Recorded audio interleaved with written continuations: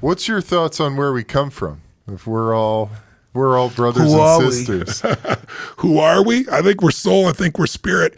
I think I've had some experience. I think everyone has a unique their own purpose, and I think some people try to make it so big when one purpose isn't more important than another. It's like I'm driven to try to help tens of millions of people, and I've been able to do that. But I had to help myself first, and I still do. But at the same time, if I help save one person's life, bring one person's life there, that should be enough. Now, for my model of the world, it's not.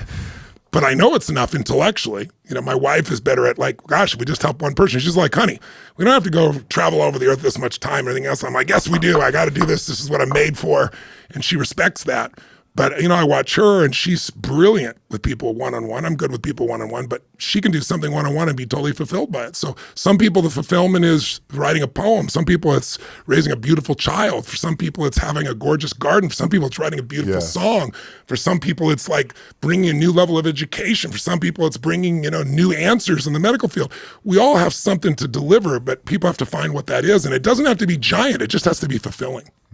That's what's giant. Most people are not fulfilled. I mean, you look around and you see, I always tell people there's two skills you got to master to have life on your terms. And to me, an extraordinary life, extraordinary quality of life is life on your terms, not how I think it should be, right? So what would that look like for you?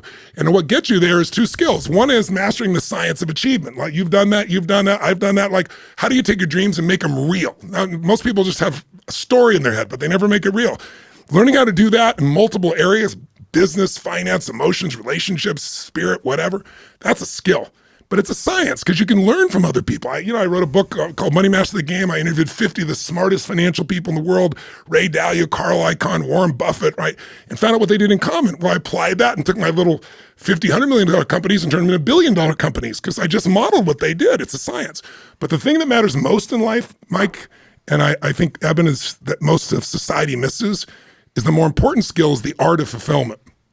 Like if you succeed, and you're always going for the next thing, you're on that roller coaster, or you're on that treadmill, right? Like the rat in the treadmill, and you got to find what fulfills you. We were talking that on one of our last conferences. Were you right? Yeah, that what happens? What do you say? What happens so bad and it's so painful? We say, oh no, I can't take this no more. Oh fuck no, bow.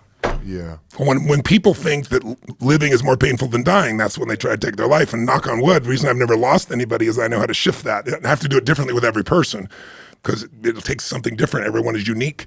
But if you get somebody where they think dying would be much more painful than living, they're not going to take their life. They're going to do something different.